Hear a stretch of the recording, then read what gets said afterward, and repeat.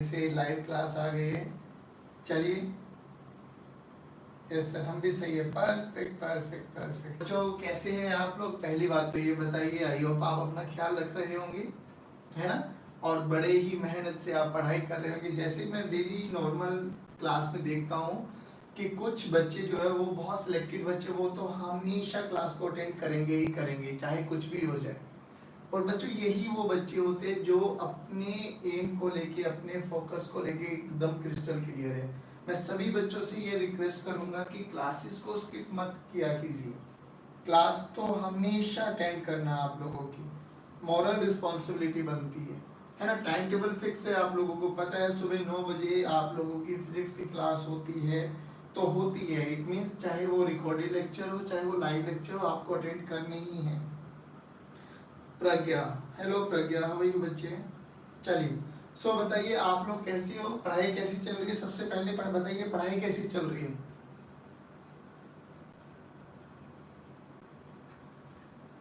सभी बच्चे रिप्लाई करेंगे, पढ़ाई कैसी चल रही है?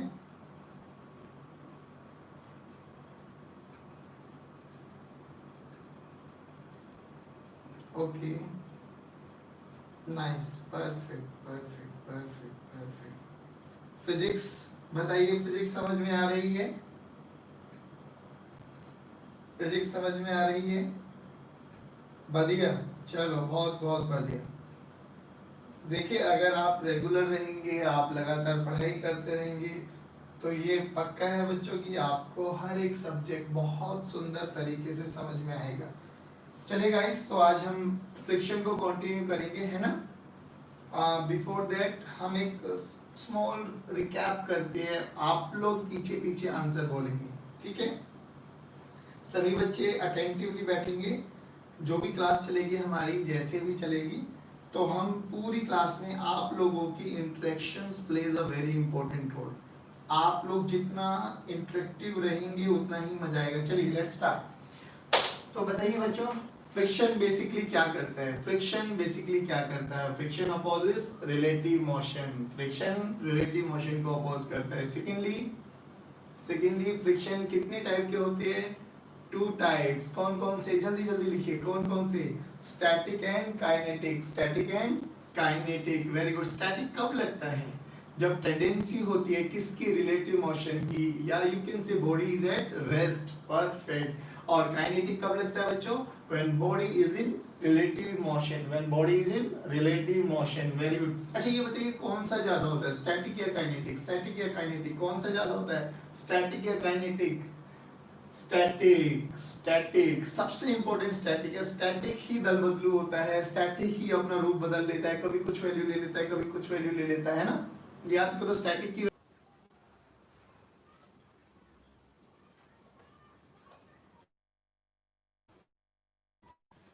Very good, perfect perfect perfect perfect. हाँ जी हाँ जी, कोई नहीं, वो कनेक्टिविटी का थोड़ा सा वो चलेगा। बताइए समझ में आ रहा है? अभी हो गई है वीडियो स्टार्ट? चलो, ओके। स्टैटिक और काइनेटिक, स्टैटिक और काइनेटिक, ठीक है ठीक है, इट्स ओके। ये पार्ट एंड पार्सल है, लाइट आएगी जाएगी, हमारी पढ़ाई इफेक्ट नहीं होनी चाहिए। 2 मिनट का उल्टा आएगा, फिर स्टार्ट कर लेंगे हम, टेंशन नहीं लेना। चलिए चलिए चलिए, तो स्टैटिक अपनी वैल्यू 0 से लेके F मैक्सिमम, जिसको हम लोगों ने बोला था लिमिटिंग फ्रिक्शन। लेकिन काइनेटिक चेंज नहीं होता, काइनेटिक कांस्टेंट रहेगा। स्टैटिक डायनामिक है, चेंज करता रहेगा जैसे हम फोर्स लगाते रहेंगे। फिर हम लोगों ने देखा था बॉडी को चलने के लिए, बताइए बॉडी को चलने के लिए क्या होगा? बॉडी को चलने के लिए applied force maximum limiting friction से ज्यादा होना चाहिए तो बॉडी चलेगी। अगर नहीं हुआ तो बॉडी रेस्ट पर रहेगी। और वो नहीं चला तो अप्लाइड फोर्स ही फ्रिक्शनल फोर्स हो जाएगा हमारा उस कंडीशन में, है ना? पक्का ना? पक्का। चलिए बहुत सुंदर। फिर हम लोग ने बोला कि ये फ्रिक्शन होता किसके कारण है? हमने बोला इंटरलॉकिंग, बेसिकली जो इरेगुलरिटीज होती है ना सरफेस में, उसके कारण हमारा क्या होता है बच्चों? फ्रिक्शन अकर हो जाता है। और फ्रिक्शन डिपेंड किस पे करता है? Normal reaction. किस पे करता है बच्चों? Normal reaction. और नॉर्मल रिएक्शन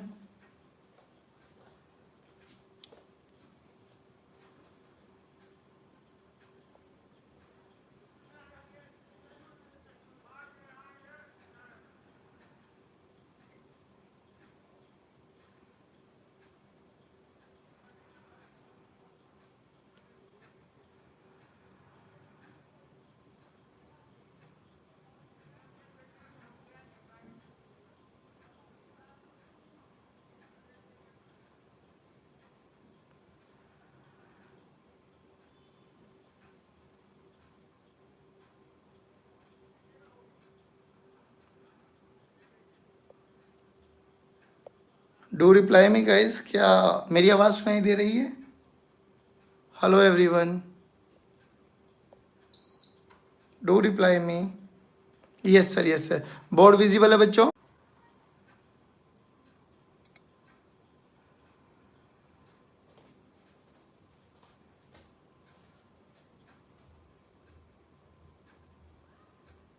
अभी बताइए, अभी बताइए, अभी क्लियर है? बेचारे यहाँ पे थोड़ा कनेक्टिविटी का इशू है। हाँ अभी बताइए, अभी क्लियर है? अब क्लियर है, परफेक्ट। चलो चलो चलो चलो चलो, need not to worry about that. ये तो इंटरप्शन है बच्चों, जीवन में ऐसी छोटी छोटी दुविधाएं आती रहेंगी, हमारी लाइफ में ही रुकनी चाहिए। चलिए, तो हमने बोला, हाँ परफेक्ट, तो हमने बोला स्टैटिक और काइनेटिक के बारे में बात हो गई। हम लोगों ने बोला कि होता क्यों है, हमने लोगों ने बोला इरेगुलरिटीज के बीच में इंटरलॉकिंग, कोल्ड वेल्डिंग, जिसको हम लोगों ने बोला था लोकल वेल्डिंग, है ना, जिसको लोकल वेल्डिंग बढ़ी किसके कारण थी? Normal reaction. नॉर्मल रिएक्शन दबाएंगे तो लोकल वेल्डिंग बढ़ती चली जाएगी, जितना बढ़ती चली जाएगी लोकल वेल्डिंग उतना ही ज्यादा फ्रिक्शन हो जाएगा, और जितना ज्यादा फ्रिक्शन होगा मेरे प्यारे बच्चों उतना ही ज्यादा फोर्स आपको लगाना होगा। अच्छा ये बताइए, किसी बॉडी को, रुकी हुई बॉडी को चलाना मुश्किल है या चलती हुई बॉडी को चलाना मुश्किल है? सर रुकी हुई बॉडी को चलाना मुश्किल है, और रुकी हुई बॉडी पे कौन सा फोर्स लगता है? Frictional force, static. That's why हमने बोला था static friction is greater than kinetic friction, बोला था ना बच्चों। फिर अब हम बात करते हैं अपने लेक्चर की। फिर हम लोगों ने बात करी थी एंगल ऑफ फ्रिक्शन क्या होता है, एंगल ऑफ रिपोज क्या होता है। Angle of friction, angle of repose दोनों ही कब लगेंगे? जब body is about to start, ये चलना स्टार्ट करेगी हॉरिजॉन्टल में, वो स्लाइड करना स्टार्ट करेगी इंक्लाइंड प्लेन पे, ठीक है ना, body is about to start. फिर ये वाला किसके बीच का फोर्स था बेटे? कॉन्टेक्ट फोर्स का रिजल्टेंट, यानी नॉर्मल भी एक हमारे पास कॉन्टेक्ट फोर्स था, फ्रिक्शनल भी हमारे पास एक कॉन्टेक्ट फोर्स था, और body is about to start, तो यानी फ्रिक्शन अपनी मैक्सिमम वैल्यू को अटेन कर चुका था, तो इनका जो रिजल्टेंट बनेगा कॉन्टेक्ट फोर्स का रिजल्टेंट, किसका बच्चों? कॉन्टेक्ट फोर्स का रिजल्टेंट, एफ कॉन्टेक्ट, और उसके बीच में वर्टिकल के बीच में जो ये एंगल था theta, this is angle of friction, this is angle of friction. और यहां से क्या है तो बच्चों, when body is about to start, when body is about to slide, you can say slide करेगी तो क्या होगा हमारे लिए बच्चों? ये वाला अल्फा ही क्या कहलाया जाता है? Angle of repose, angle of repose, very good. और फिर हम लोगों ने क्या देखा था कि theta is equal to alpha, यानी angle of friction is equal to angle of repose. सभी बच्चे बोलेंगे angle of friction is equal to angle of repose.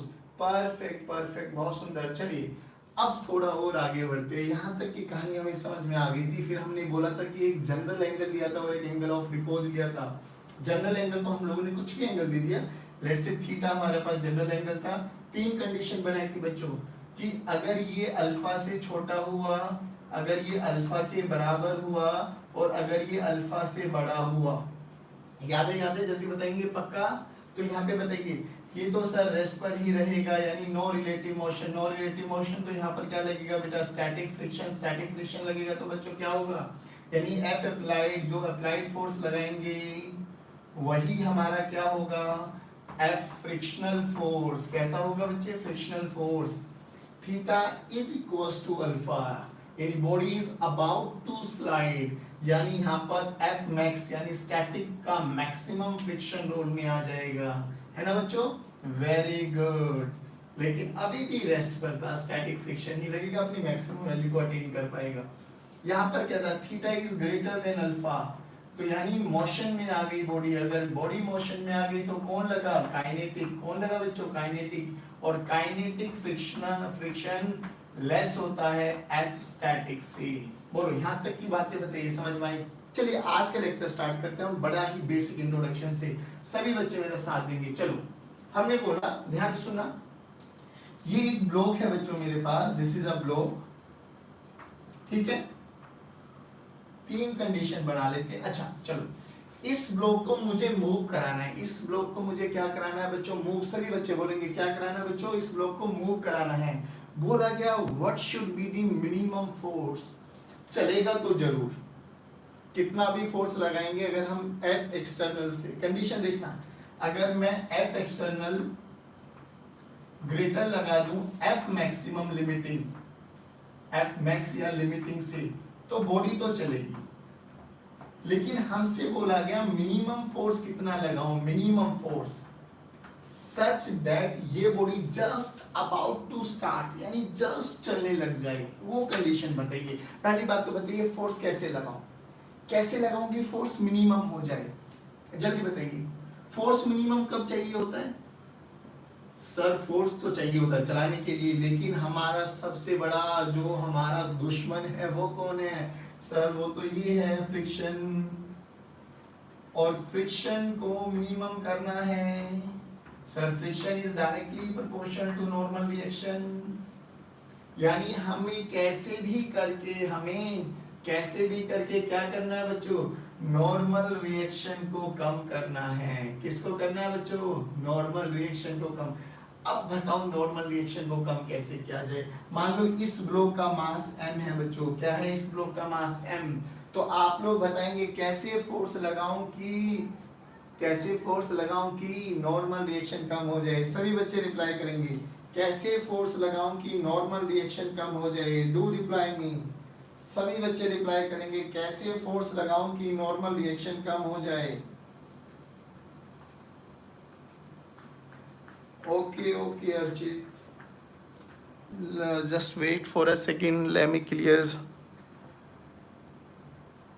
Side से पुल, वेरी गुड निष्ठा। भैया निष्ठा का आंसर आ गया है, कुछ एंगल पर पुल।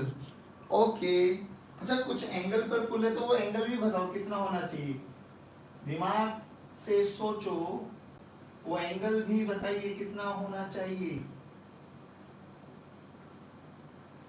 चलिए जल्दी बताइए कितना होना चाहिए वो एंगल भी, सोचो। अब ज्यादा अच्छी वॉइस आ रही है सर। ओके। हाँ जी जल्दी बताइए कितने एंगल पर लगाए। हाँ जी आज बहुत मजा आने वाला, टेंशन ना लेना। 45 डिग्री। ओके निष्ठा का आंसर है बेटे। सभी बच्चे इंटरेक्ट करेंगे, खाली निष्ठा नहीं बैठी हुई है। 10 बच्चे मुझे दिखाई दे रहे हैं, 10 बच्चे बैठे हुए हैं, तो सभी के सभी बच्चे इंटरेक्टिव मोड में रहेंगे। पहली बात तो चलो लाइव सेशन, मैं फिर कह रहा हूँ आप लोगों के कहने से, बार बार कहने से मैं लाइव सेशन आई हूँ। हालांकि मेरा खुद भी बहुत मन करता था कि लाइव सेशन में आऊँ। अच्छा बानी का मैसेज आया 60 डिग्री, बट वही ड्यू टू टाइम का कुछ ऐसा क्लैशेस हो गया है कि लाइव क्लासेस अब नहीं हो पाती। चलिए बट आपको रेगुलर लेक्चर मिलते रहेंगे, चाहे मुझे रात के 5 बजे तक जगना पड़ेगा, तो इस बात की टेंशन नहीं लेना बिल्कुल भी। हाँ चलो देखते हैं। चलिए अब हमें इतना समझ में आ गया, देखो इस ब्लॉक को चलाने के लिए हमारे पास 3 कंडीशन बनती है बच्चों, सुनना ध्यान से। 3 कंडीशन। पहली कंडीशन तो क्या है सर? मान लो हमारे पास अर्चित ने बोला कि सर मैं तो फोर्स ऐसे लगाऊंगा, ये फोर्स हुआ अप्लाइड फोर्स, तो ब्लॉक इधर चलेगा, तो फ्रिक्शन किधर लगेगा? इधर लगेगा बच्चों, ठीक है सर। अब इसका मास mg नीचे लगेगा और नॉर्मल ऊपर लगेगा। बेटे ध्यान से सुनना प्लीज, पे अटेंशन। तो यहाँ से n की वैल्यू किसके बराबर हुई? mg के बराबर। तो मैक्सिमम स्टैटिक फ्रिक्शन देखो, F मैक्स देखो बच्चों, मान लो इनका कोएफिशिएंट ऑफ फ्रिक्शन म्यू है। क्या है बच्चों? म्यू। क्या है बच्चों? म्यू। तो F मैक्स की वैल्यू क्या हो जाएगी? Mu into n। n की वैल्यू क्या है बच्चों? Mu into mg। चलिए कंडीशन नंबर 1, कंडीशन नंबर 1 तो ये बनी। ओके अब एक बच्चा बोला सर मैं क्यों लगाऊं ऐसे, ध्यान से सुना बच्चों। एक बच्चा बोला मैं क्यों लगाऊं ऐसे, मैंने बोला मत लगाओ, तो कैसे लगाऊंगा भाई? ब्लॉक चलने से मतलब है हमारे पास। तो एक बच्चा बोला कि सर मैं ऐसे ना लगा दूं, देखना ये मास है और मैं कुछ एंगल थीटा पर नीचे की डायरेक्शन में F लगा दूं। मैंने बोला लगा दो, कोई दिक्कत नहीं है। तो ये कितना एंगल बना बच्चों? थीटा। सोचो अगर मैं इस F के 2 कंपोनेंट करूं, तो ये F के 2 कंपोनेंट, ये भी थीटा, तो ये हो गया F cos थीटा, ये हो गया F sin थीटा। मेरे प्यारे बच्चों ध्यान से सुन लेना, एक बहुत सुंदर प्रूफ करा रहा हूं आपको। उस प्रूफ के बेस पे आपको रिजल्ट याद रखना और फिर डायरेक्ट आंसर निकालेंगे हम लोग, बट समझ लो पहले। चलिए तो इस केस में क्या हुआ? अगर मैं इस मास का, इस ब्लॉक का एफबीडी बनाऊं तो इस ब्लॉक पे mg लग रहा है, नीचे नॉर्मल रिएक्शन लग रहा है, ऊपर एक फोर्स इधर लग रहा है बेटा F cos थीटा, और एक फोर्स नीचे लग रहा है बच्चे F sin थीटा। ध्यान से सुनना बच्चों, इस ब्लॉक की टेंडेंसी अगर राइट में जाने की, किधर है राइट में जाने की, तो फ्रिक्शन बताओ किधर लगेगा, लेफ्ट में लगेगा, इधर लगेगा F स्मॉल है फ्रिक्शन। यहाँ से नॉर्मल रिएक्शन को देखो बच्चे, नॉर्मल रिएक्शन देखना कैसे, ऊपर एंड वर्टिकल में कोई मोशन नहीं होने वाला, यानी vertical vertical vertical forces equate कर देंगे, and this is equals to mg plus f sin theta, mg plus f sin theta. चलिए जी, तो पहले केस में जो फ्रिक्शनल, पहले केस में जो नॉर्मल आया था वो ये आया था बच्चों हमारे पास, दूसरे केस में नॉर्मल आया वो ये आया मेरे पास।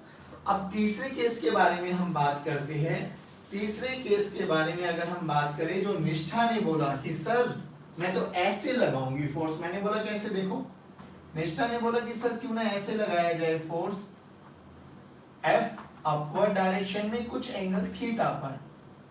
चलो जी देखते हैं, अब ये कितना बना बच्चों F cos थीटा, ये कितना बना बच्चों F sin थीटा। चलिए जी, नीचे कौन लगेगा mg, ऊपर कौन लगेगा नॉर्मल, और इधर कौन लगेगा फ्रिक्शन। चलिए अब नॉर्मल की बात देखिए, तो वर्टिकल में देखो कितने फोर्सेस लग रहे हैं बच्चे, n ऊपर f sin थीटा ऊपर, n ऊपर f sin थीटा ऊपर, नीचे कौन लग रहा है mg।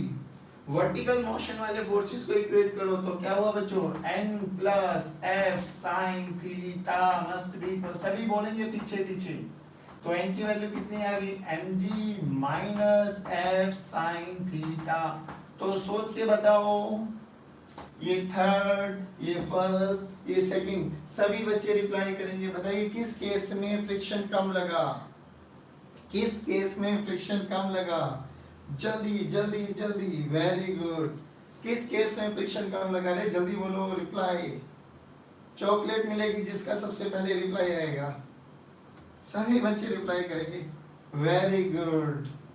क्या है बच्चों, सभी रिप्लाई करेंगे। किस केस में फ्रिक्शन कम लगा, first second third, very good very good very good very good very good. अच्छा, ये सबसे कम लगा, क्यों सर सबसे कम नॉर्मल इसी केस में दिखाई दे रहा, हालांकि हम पहले डिस्कस कर चुके थे, बट आज जो हम बात करने वाले, हम एक छोटा सा बड़ा सुंदर सा प्रूफ देखने वाले कि वो F मिनिमम कितना होगा कि body just about to start हो जाए।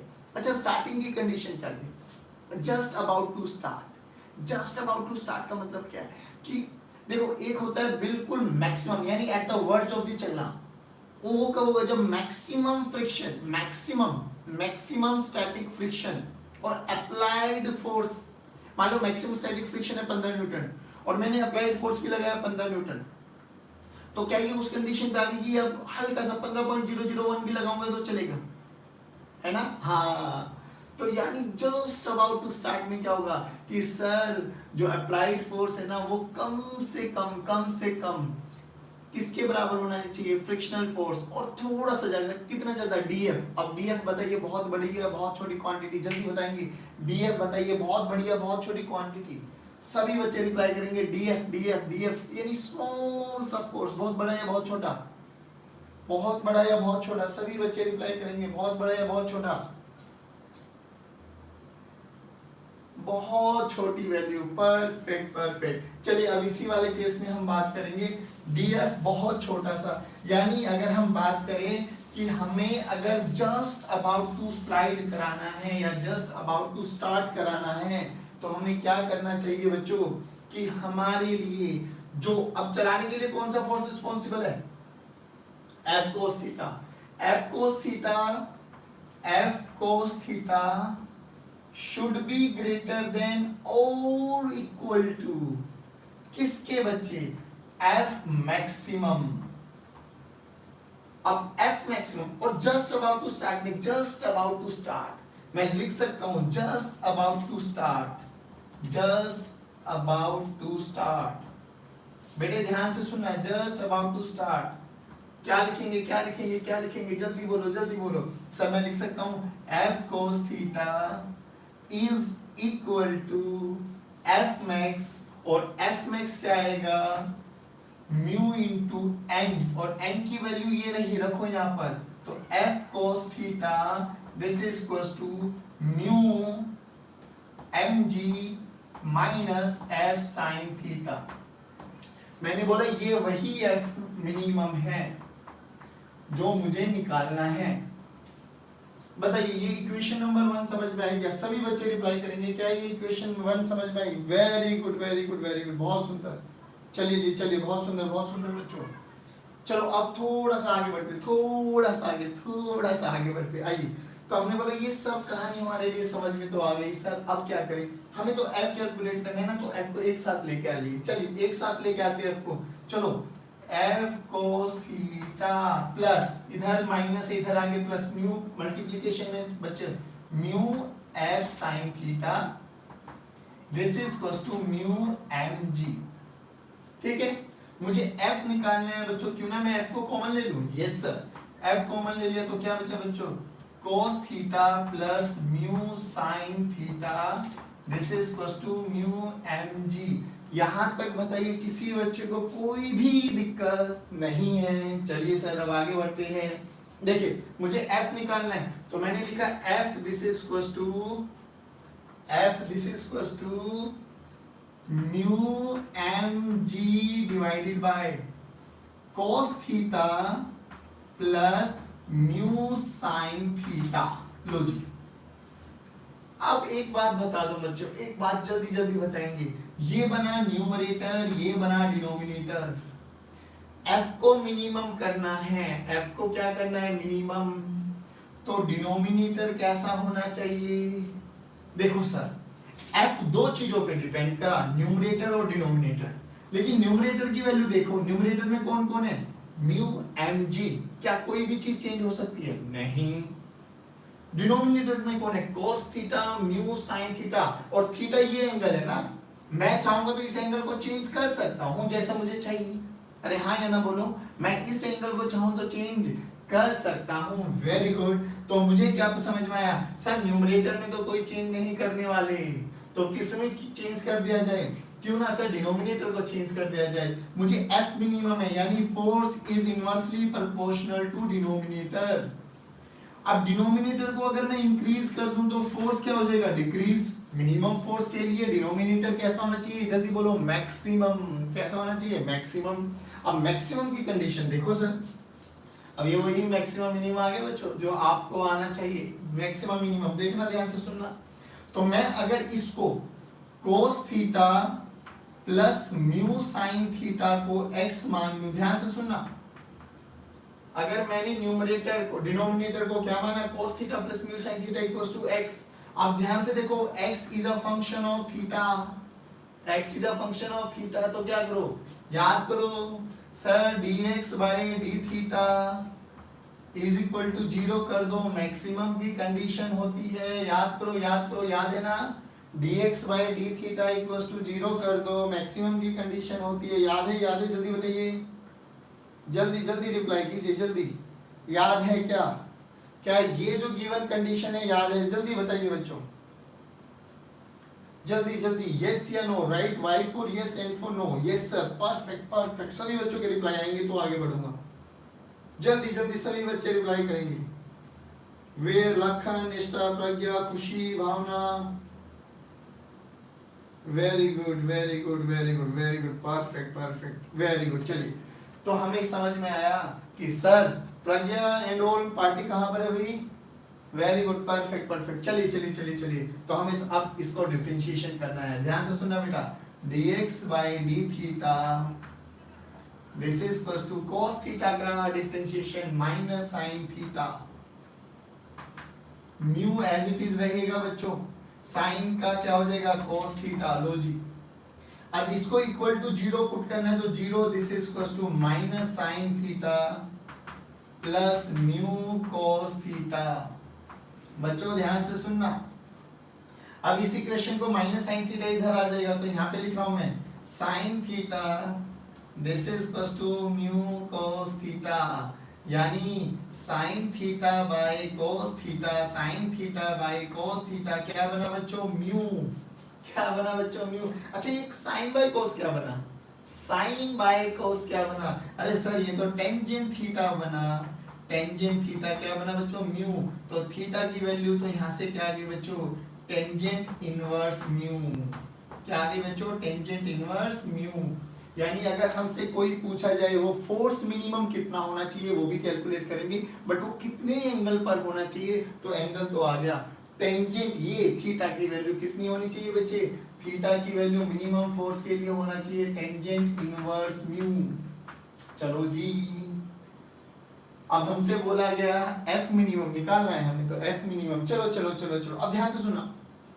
टेंजेंट थीटा की वैल्यू आई म्यू, और टेंजेंट थीटा क्या होते हैं? Perpendicular by base. Perpendicular by base. Very good, ध्यान से सुनना, ध्यान से सुनना, बहुत अच्छा बताता हूं। तो यहां से हमारे पास टेंजेंट थीटा की value this is equal to mu. क्या मैं डिवाइडेड बाय 1 कर दूं? सभी देखो, क्या मैं डिवाइडेड बाय 1 कर दूं? भाई 1 से डिवाइड करे या मल्टीप्लाई करे कोई फर्क पड़ने वाला नहीं है, बट यहां से हमारे लिए एक अच्छा बन गया कि ये तो बन गया सर परपेंडिकुलर, और ये क्या बन गया बच्चों? बेस। यानी अगर मैं एक राइट एंगल ट्रायंगल बनाऊं, अगर मैं एक राइट एंगल ट्रायंगल बनाऊं बच्चों, ध्यान से सुनना, ये थीटा, ये 90 डिग्री, तो ये तो बना बेस, बेस बना 1, ठीक है ना, बेस बना 1, और परपेंडिकुलर कितना बना बच्चों? Mu. Right angle triangle Pythagoras theorem लगा के क्या मैं हाइपोटेन्यूज निकाल सकता हूं? यस सर, हाइपोटेन्यूज निकाली, तो हाइपोटेन्यूज कितना बना बच्चों? Under root of mu square plus 1, under root of mu square plus 1। बोलो बोलो जल्दी बोलो, क्या यहां तक समझ में आया? सभी बच्चे बोलेंगे पक्का?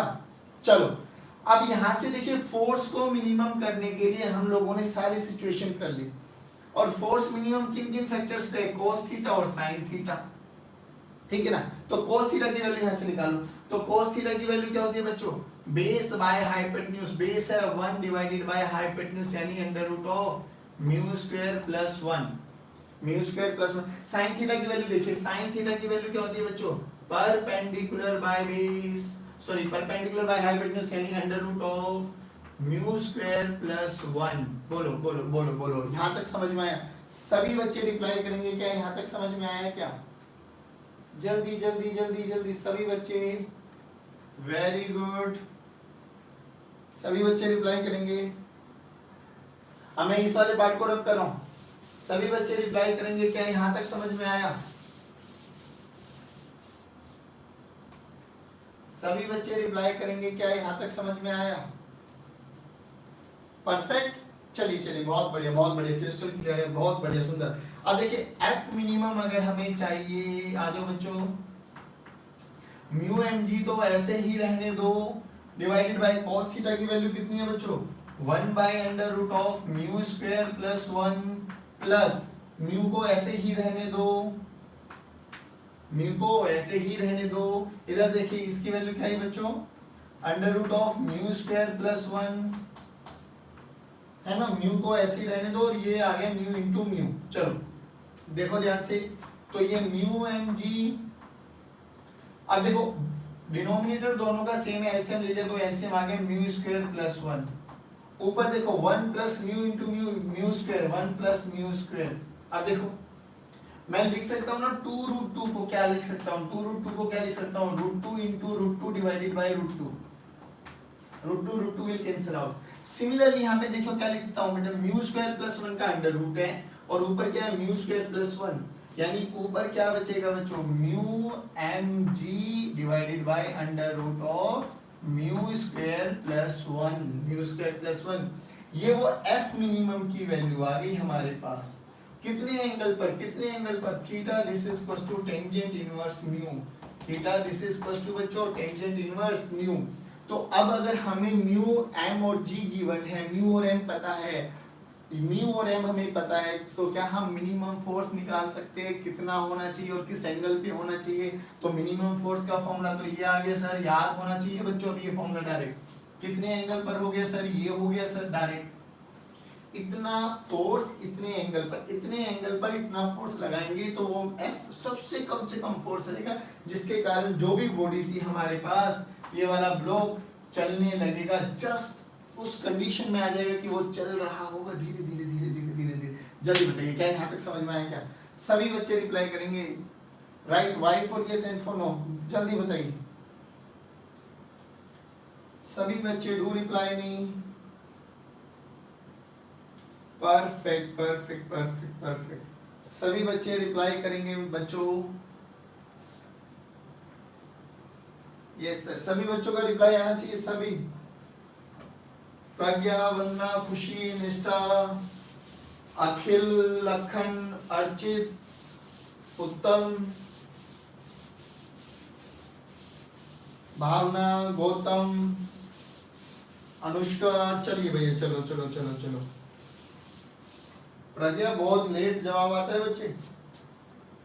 चलिए चलिए वेरी गुड। निष्ठा के आंसर सबसे पहले आते हैं। चलो जी, हाँ very good Akhil, very good Archit, perfect perfect. ऐसे ही मेहनत करते रहो, आप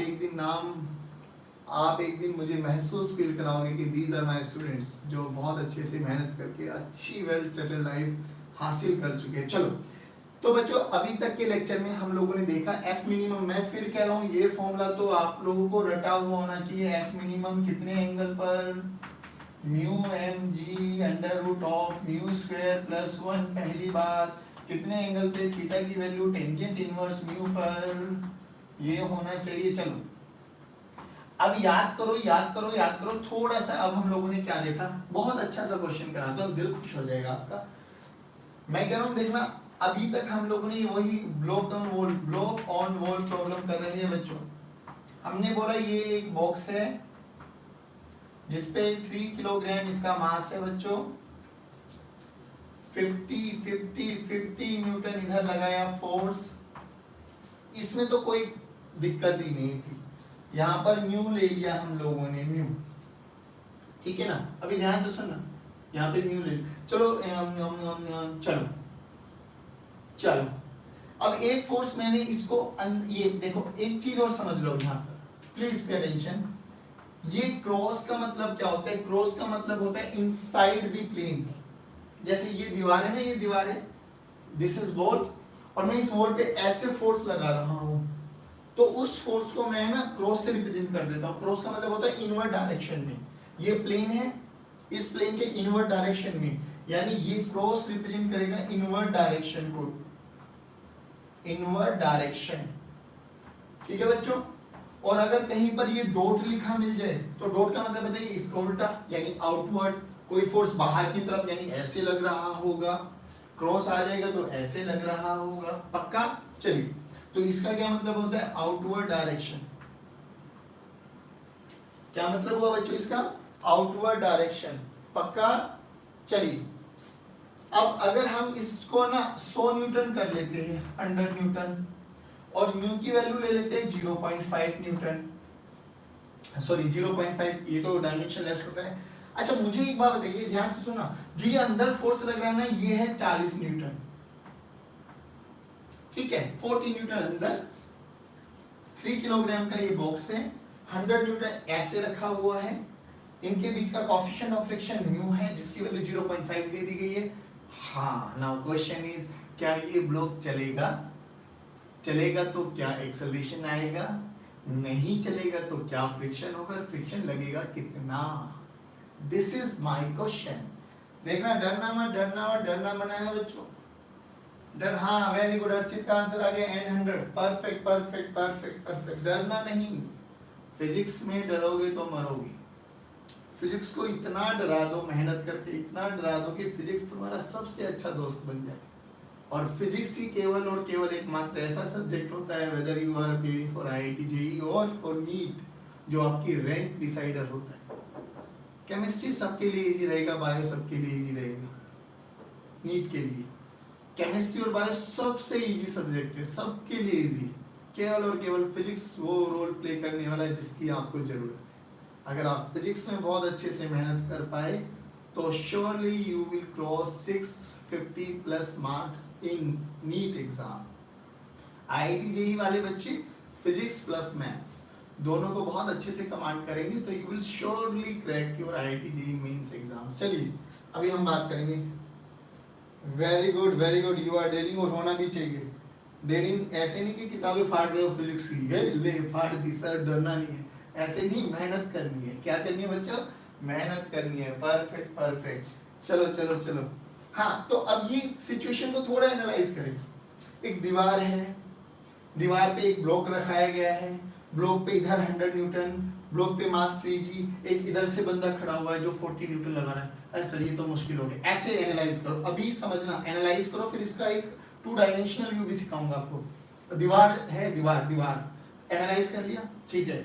दीवार पे एक ब्लॉक रखो और ब्लॉक के आगे आप लोग खड़े हो जाओ ऐसे दबा के फोर्स, ठीक है।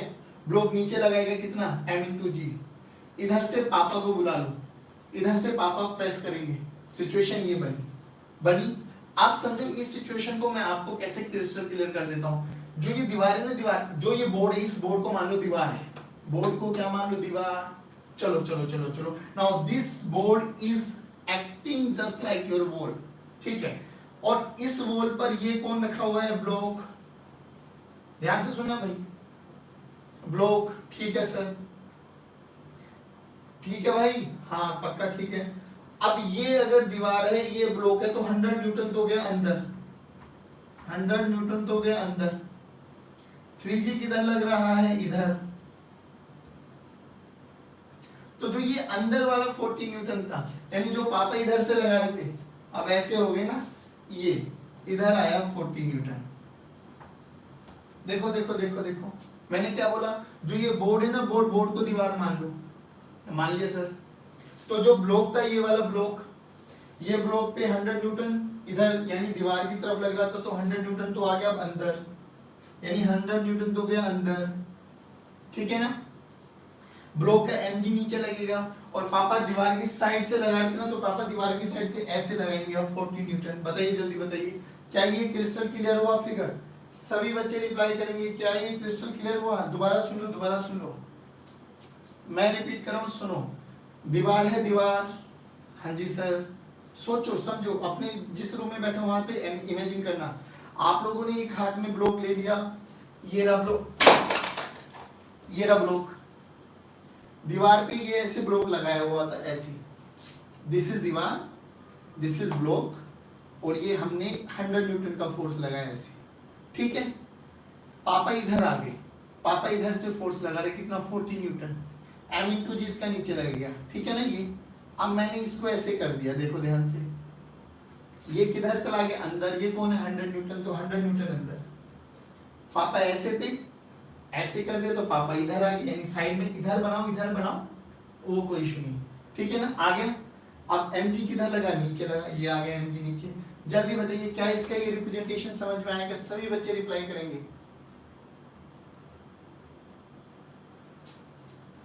सभी बच्चे रिप्लाई करेंगे। Perfect perfect perfect. अब ये सिनेरियो बना, ठीक है।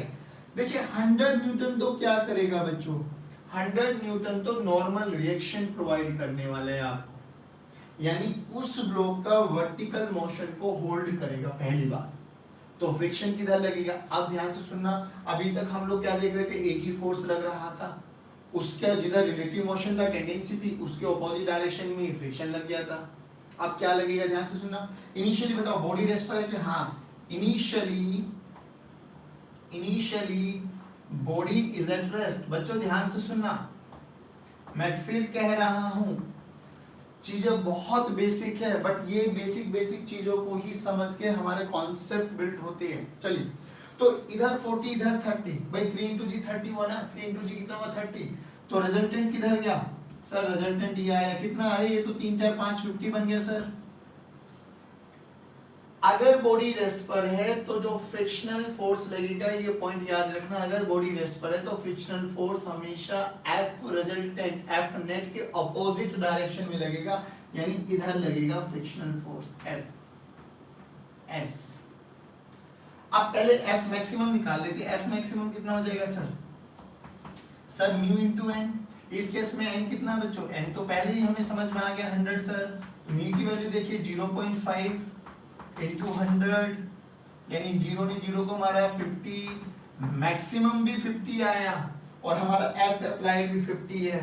तो F मैक्सिमम अपनी कितनी वैल्यू को ले लेगा, 50 न्यूटन मैक्सिमम को ले लेगा। बॉडी चलेगी क्या, नहीं, बॉडी किस में रहेगी, रेस्ट पर। अगर बॉडी रेस्ट पर है तो एक्सेलरेशन कितना हो जाएगा, 0। बस ये समझाने की कोशिश कर रहा था इस न्यूमेरिकल में कि अगर मोर देन 2 फोर्सेस आ जाए तो आपको डरना नहीं है, क्योंकि हमने वेक्टर्स बहुत अच्छे से पढ़े हैं। जल्दी बताइए मेरे प्यारे बच्चों, क्या यहाँ तक क्रिस्टल क्लियर है, क्या चीजें, जल्दी बताइए जल्दी, क्या यहाँ तक क्रिस्टल क्लियर है? Right Y for yes and for no. Perfect perfect perfect, सभी बच्चे रिप्लाई करेंगे बच्चों। वेरी गुड, बहुत सुंदर, बहुत बढ़िया। चलो जी, तो देखो बच्चों, इस अभी तक हम लोगों ने क्या क्या चीजें एनालाइज की, प्लीज पे अटेंशन। हम लोगों ने अभी तक एक ब्लॉक लिया ग्राउंड लेवल पे, हॉरिजॉन्टल लेवल पे, उस ब्लॉक पे ऐसे पुश भी किया, पुल भी किया, हॉरिजॉन्टल फोर्स भी लगाया। अबे कैसे भी लगाओ यार, हमें क्या मुश्किल है, हमने पूरे हॉरिजॉन्टल ब्लॉक पे पीएचडी कर ली।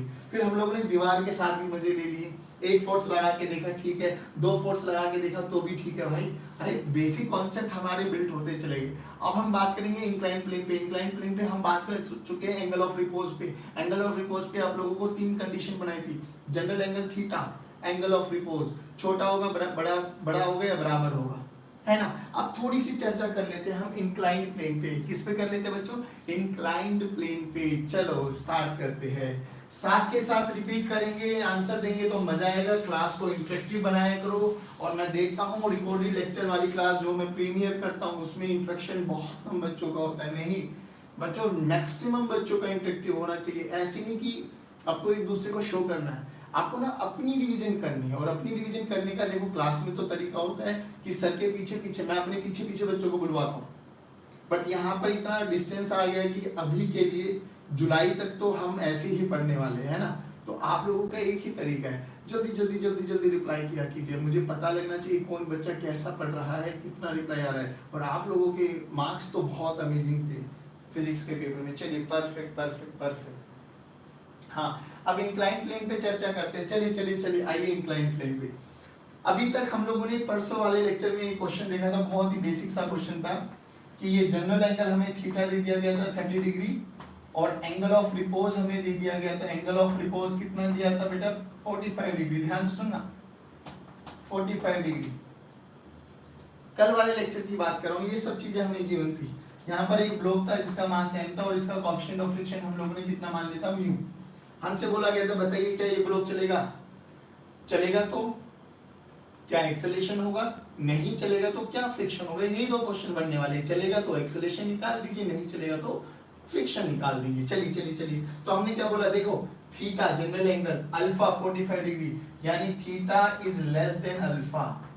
यही कंडीशन कर रहे थे, इसलिए रिपीट कर रहा हूं। इससे थोड़ा सा अच्छे लेवल पे न्यूमेरिकल करेंगे अब हम लोग। चलिए ओके सर। फिर यहाँ से क्या है सर, यहाँ से देखा ये तो, अरे ये तो स्टैटिक है, यानी there is no relative motion. तो जो भी F अप्लाइड होगा वही फ्रिक्शनल फोर्स हो जाएगा।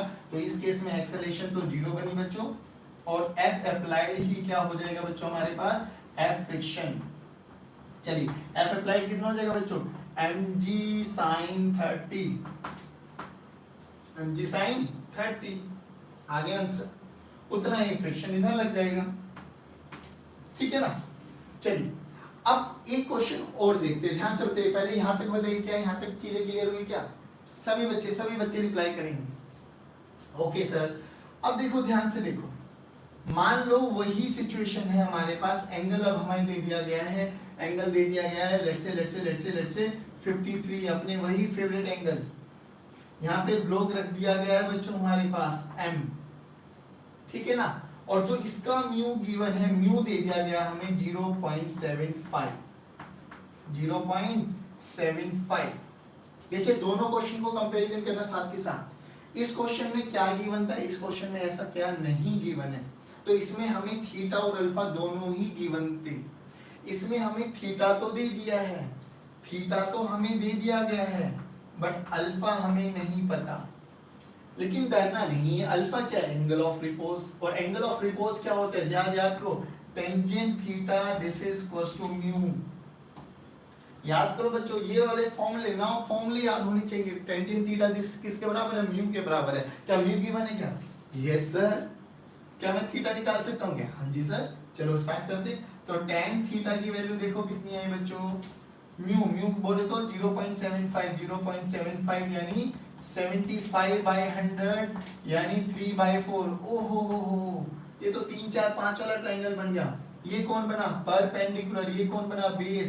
यानी टेंजेंट थीटा 3/4। 3/4 की वैल्यू बताइए, थीटा की वैल्यू कब होती है? टेंजेंट थीटा की वैल्यू 3/4 कब आती है? जल्दी बोलो, जल्दी बोलो, जल्दी। अरे सर जब आती है जब 37 डिग्री है। देखो 37 डिग्री कौन आया? ये तो अल्फा, अल्फा कर देते इसको, है ना, अल्फा कर लेते। अल्फा की वैल्यू आ गई 37 डिग्री। थीटा की वैल्यू कितनी है? 53 डिग्री। कौन सा केस बना सर? थर्ड नंबर वाला केस के बराबर मान लेंगे। हालांकि डे टू डे लाइफ में प्रैक्टिकली म्यू के थोड़ा सा कम होता है। याद करो एक ग्राफ बनाया था, ग्राफ याद है? ग्राफ याद है?